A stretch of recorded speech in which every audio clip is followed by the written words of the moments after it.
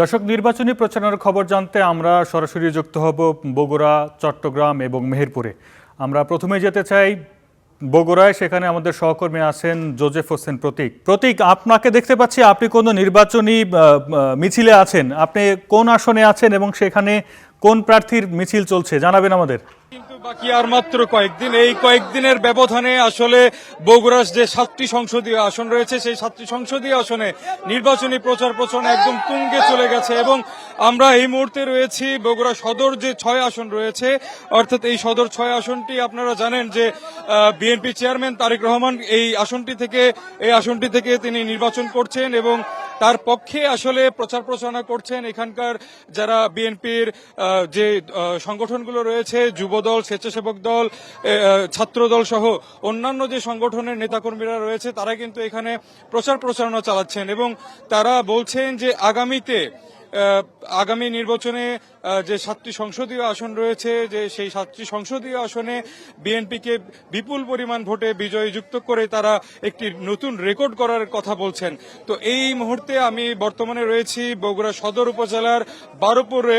এই বারোপুরে কিন্তু বগুড়া স্বেচ্ছাসেবক দলের পক্ষ থেকে একটি প্রচারণা মিছিল বের করা হয়েছে এবং প্রচারণা মিছিলে আমরা দেখছি যে একটি বিএনপি চেয়ারম্যান তারেক রহমানের যে আসলে নির্বাচনী প্রচারণার যে একটি ভ্যান, সেই ভ্যানেও কিন্তু প্রচারণা চালানো হচ্ছে ডিজিটালি এবং এখানে আসলে বিএনপির যারা জেলা বিএনপির যারা সাংগঠনিক নেতাকর্মী এবং একই সাথে অন্যান্য যারা নেতাকর্মী তারাও রয়েছেন। একই চিত্র কিন্তু আমরা যে বগুড়া 7টি সংসদীয় আসনে দেখেছি, বিএনপি, জামাত সহ বিভিন্ন দলের নেতারা তাদের প্রচার প্রচারণায় ব্যস্ত সময় পার করছেন এবং যেহেতু নির্বাচনের আর খুব বেশি দিন সময় নেই, একই সাথে 10ই ফেব্রুয়ারি সকাল 7:30 পর্যন্ত প্রচারণার সময়, সেই দিক বিবেচনা করে আসলে রাত দিন এক করে নেতাকর্মীরা ঘরে ঘরে দরজায় দরজায় ভোটারদের কাছে কিন্তু তারা ভোট প্রার্থনা করছেন এবং তারা বলছেন এবং ভোট প্রার্থনা করে তারা বলছেন যে আসলে তারা এই আগামী ত্রয়োদশ জাতীয় নির্বাচন, সেই নির্বাচনটি যাতে অবাধ সুষ্ঠু হয় সেই বিষয়টি কিন্তু তারা বারবার করে তুলে আনছেন এবং এই অবাধ সুষ্ঠু নির্বাচনের ক্ষেত্রে যত ধরনের ব্যবস্থা আসলে নির্বাচন কমিশনের পক্ষ থেকে নেওয়া উচিত সেই বিষয়গুলো কিন্তু তারা বলছেন। তো এই ছিল আমার কাছে বগুড়া সদর 6 আসন থেকে সর্বশেষ খবর। ধন্যবাদ প্রতীক। দর্শক, আমাদের সাথে এই মুহূর্তে আরও একজন প্রতিনিধি যুক্ত হচ্ছেন, খুলনা থেকে আছেন আলেকবর টুটুল। তবে আমরা এখন যেতে চাই চট্টগ্রামে। সেখানে আছেন আমাদের প্রতিনিধি রিপোর্টার মামুনুর রশিদ অভি। অভি, আপনাকে দেখতে পাচ্ছি আপনি কোনো পথসভায় আছেন। আপনি কোন এলাকাটাতে আছেন এবং পথসভা কোন প্রার্থীর, কি প্রতিশ্রুতি দিচ্ছেন এলাকার উন্নয়নে জানাবেন আমাদের। এই মুহূর্তে আমি রয়েছি চট্টগ্রাম 1 আসনের বারৈয়ারহাট এলাকায়। এখানে কিছুক্ষণের মধ্যেই আসলে একটি নির্বাচনী জনসভা অনুষ্ঠিত হবে। এরই মধ্যেই বিএনপি ও অঙ্গ সংগঠনের নেতাকর্মীরা তারা এখানে উপস্থিত হয়েছেন। বিশেষ করে এই এলাকার মানুষদের চাওয়া পাওয়া হচ্ছে, এর আগে এখানে যিনি প্রার্থী বা এমপি ছিলেন তিনি এলাকার যে সার্বিক উন্নয়ন, রাস্তাঘাট সংস্কার, শিক্ষা চিকিৎসা সহ বিভিন্ন খাতে যে প্রতিশ্রুতি দিয়েছিলেন সেগুলো আসলে বাস্তবায়ন করা হয়নি। ফলে এই এলাকা অনেক পিছিয়ে রয়েছে। চট্টগ্রামে যে 15টি উপজেলা রয়েছে তার মধ্যে এই এলাকা অনেকাংশে পিছিয়ে। তারা বলছেন চিকিৎসা খাতে বিশেষ করে তারা অনেক পিছিয়ে, কারণ এখান থেকে কোনো রোগী একেবারেই চট্টগ্রাম শহরে যেতে যেতে অনেক সময় মারাও যায়। সেই বিষয়গুলো তারা বলছিলেন এই খাতটাকে বিশেষভাবে গুরুত্ব দেওয়া দরকার, এই খাতে কাজ করা দরকার এবং এমপি প্রার্থী যারা হয়েছেন বিএনপি সহ অন্যান্য সব দলের প্রার্থী সকলের কাছে একটি চাওয়া, আগামীতে যারা নির্বাচিত হবেন তারা যেন এই মিরসরাইবাসীর চাওয়া পাওয়াকে গুরুত্ব দেন, তাদের আশা আকাঙ্ক্ষাকে গুরুত্ব দিয়ে কাজ করবেন এবং জনগণের যে সমস্যাগুলো সেগুলো চিহ্নিত করে আগামী নির্বাচনে যারা যে জয়ী হবেন সেই তাদের চাওয়া পাওয়াগুলোকে আসলে প্রাধান্য দিবেন। সব মিলিয়ে বলা যায় নির্বাচনের আর মাত্র 4 দিন বাকি। সে কারণে শেষ মুহূর্তে এসে প্রতিটি প্রার্থীর একেবারেই ভোটের যে পরিবেশ সেটি উত্তপ্ত হয়ে উঠছে, জমে উঠছে বলা যায়। ভোটারদের মাঝেও নানা হিসাব নিকাশ চলছে।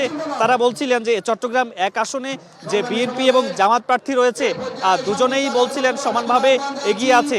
এখন দেখার বিষয় 12 তারিখ যে নির্বাচন অনুষ্ঠিত হবে সেই নির্বাচনে আসলে কাকে নির্বাচিত করা হবে সেই বিষয়টি এখন দেখার বিষয়। সব মিলিয়ে বলা যায় ভোটাররা অনেক বেশি উচ্ছ্বসিত এবং প্রার্থী যারা রয়েছেন তারাও তাদেরকে ভোট কেন্দ্রে আসার জন্য নানান প্রতিশ্রুতি দিয়েছেন এবং ভোটাররা বলছিলেন ভোট যেন অবাধ, সুষ্ঠু, নিরপেক্ষ হয়, তারা যেন তাদের নিজেদের ভোট পছন্দের প্রার্থীদের দিতে পারেন। এই ছিল চট্টগ্রাম 1 আসনের নির্বাচনী প্রচারণার সর্বশেষ তথ্য। আরিফ, ধন্যবাদ অভি। আমি এবার যুক্ত হতে চাই মেহেরপুরে, সেখানে আছেন আমাদের সহকর্মী রাশেদুজ্জামান। রাশেদ, আপনি বোধহয় গাংনী উপজেলায় আছেন, সেখানে প্রচারণার খবর জানাবেন আমাদের। আসলে নির্বাচনের মাত্র আর 4 দিন বাকি এবং 4 দিন পরে ত্রয়োদশটি জাতীয় সংসদ নির্বাচন যে ভোট গ্রহণ সেটি কিন্তু শুরু হবে। আমরা দেখেছি যে যেসব প্রার্থী রয়েছে, আমি এখন রয়েছে মেহেরপুর 2 আসনে এবং সেখানে 3 জন প্রার্থী রয়েছে বিএনপি, জামাত এবং জাতীয় পার্টির। আমরা সকালে দেখেছি যে সকাল থেকেই জামাতের যে প্রার্থী রয়েছেন তারা ফজরের নামাজের পর থেকে তারা গাংনী উপজেলার মানিকদিয়া যে গ্রাম রয়েছে সেখানে তারা গণসংযোগ করেছে। ঠিক তারা সারাদিনই গণসংযোগ চলছে। এখন এই মুহূর্তে রয়েছে আমি গাংনী উপজেলার নওদা মঠমোড়া যে গ্রাম, সেই গ্রামে এখানে বিএনপির একটি জনসভা অনুষ্ঠিত হচ্ছে। বিএনপির যে প্রার্থী রয়েছেন আমজাদ হোসেন আর কিছুক্ষণের মধ্যে এখানে আসবেন এবং তারপরে এখানে এই জনসভায় তিনি যোগ দেবেন। আসলে প্রার্থীরা সকাল থেকেই রাত পর্যন্ত যে প্রচারণা, প্রার্থীদের দাঁড়িয়ে যাওয়া, ভোটারদের কাছে ভোট প্রার্থনা, সেটি কিন্তু তারা করে যাচ্ছেন। বিশেষ করে তারা যেটি বলছেন, বিশেষ করে এখানে যে নেতৃবৃন্দ বক্তব্য রাখছেন তারা বলছেন যে বিএনপিকে যদি ধানের শীষ প্রতীকে যদি ভোট দেয় তাহলে তারা বেশ কয়েকটি সুযোগ সুবিধা পাবেন। তারা ফ্যামিলি কার্ডের কথা বলছেন, কৃষক কার্ডের কথা বলছেন এবং এই সব সমস্ত সুযোগ সুবিধা তারা নিয়ে আসবে, এমনটি তারা প্রচারণায় যারা ভোটারদেরকে তারা আশ্বাস দিচ্ছেন। অন্যদিকে জামাতে যে প্রার্থী রয়েছেন তারাও বলছেন যে একটি সন্ত্রাসমুক্ত এলাকা গড়ার লক্ষ্যে যে কাজ করা দরকার, বিশেষ করে কৃষি প্রধান এলাকা, কৃষির ওপরে তারা জোর দিচ্ছেন। অন্যদিকে স্বাস্থ্য শিক্ষার প্রতি জোর দিচ্ছেন। অর্থাৎ যারাই প্রার্থী রয়েছেন তারা ভোটারদের দাঁড়িয়ে যাচ্ছেন এবং উন্নয়নের যে প্রতিশ্রুতিগুলো সেগুলো দিয়ে তারা কিন্তু ভোট প্রার্থনা করছেন। তো এখানে যিনি ধানের শীষের যে প্রার্থী রয়েছেন আমজাদ হোসেন কিছুক্ষণ পরে আসবেন। এখানে বেশ কিছু নারী কর্মী যারা রয়েছে, এখানে নারী কর্মীদের দেখছি, পাশাপাশি দেখছি যে কিছু পুরুষ কর্মী রয়েছে এখানে এসেছেন এবং অধীর আগ্রহে বসে আছেন যে কখন তাদের যে ধানের শীষের যে প্রতীকের যে প্রার্থী কখন আসবেন এবং তার কাছ থেকে শুনবেন এবং কি প্রতিশ্রুতি দেন, সে প্রতিশ্রুতির মাধ্যমে ভোট প্রার্থনা করেন। তো উনি ধানের শীষের প্রতীকের যে প্রার্থী রয়েছেন তিনি আসলে মূল জনসভার যে মূল বক্তব্য সেটি শুরু হবে। তো এভাবেই প্রার্থীদের রাত দিনের যে ব্যস্ততা সেটি চলে যাচ্ছে। তো এই ছিল নির্বাচনের প্রচারণার সর্বশেষ পরিস্থিতি।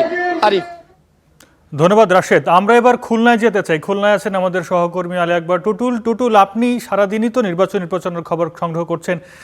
আপনার এলাকায় প্রার্থীরা কি ধরনের উন্নয়নের প্রতিশ্রুতি দিচ্ছেন এবং সাধারণ মানুষ কি প্রত্যাশা করছেন প্রার্থীদের কাছ থেকে, জানাবেন।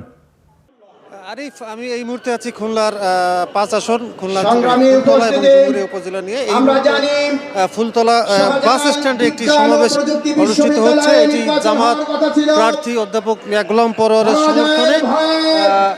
এই অনুষ্ঠানে বিশেষ অতিথি হিসেবে উপস্থিত হয়েছেন ইতিমধ্যে এনসিপি নেতা হাসনাত আব্দুল্লাহ এবং এই অনুষ্ঠানে প্রধান অতিথি থাকবেন মিয়া গোলাম পরোয়ার। তিনি একটু পরেই এখানে উপস্থিত হবেন।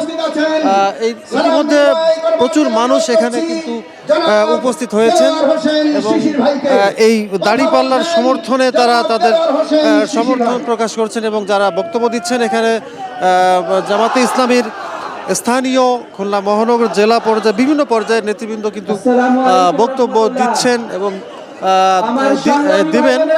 এখানে তারা বলছেন যে আগামী নির্বাচনে আর কয়েকদিন বাদেই যে নির্বাচন 12 তারিখে, সেই নির্বাচনে তাদের যে 11 দলীয় জোটের প্রার্থী এবং যে মার্কা, সেই মার্কা দাঁড়িপাল্লার প্রতীকে ভোট দিয়ে এবং গণভোট যেটি আছে সেখানে হ্যাঁ ভোট দিয়ে নতুন বাংলাদেশ গড়তে এখানে যারা উপস্থিত হয়েছেন যেসব ভোটার সহ সাধারণ নেতাকর্মী তাদেরকে তারা আহ্বান জানাচ্ছেন এবং এই নতুন বাংলাদেশ গড়ার মধ্য দিয়ে তার যে পুরনো বন্দোবস্ত ছিল সেটি যেন ফিরে না আসে, ফ্যাসিবাদ যেন আর ফিরে না আসে, সেই লক্ষ্যে তারা নতুন বাংলাদেশ গড়তে এই আহ্বান জানিয়েছেন এবং তারা বলছেন যে এই 12 তারিখেই হ্যাঁ ভোট এবং দাঁড়িপাল্লা মার্কায় ভোট দিয়ে তারা যে পরিবর্তনের কথা বলছেন সেই পরিবর্তন বাস্তবায়নের পক্ষে তারা সাধারণ মানুষ রায় দেবেন, এমনটাও এখানে আশা প্রকাশ করছেন।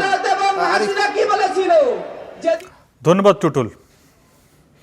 দর্শক, আমরা নির্বাচনের প্রচারের খবর জানছিলাম চট্টগ্রাম, বগুড়া, মেহেরপুর এবং খুলনা থেকে। খুলনা থেকে আমার সঙ্গে যুক্ত হয়েছিলেন রফিউল ইসলাম টুটুল।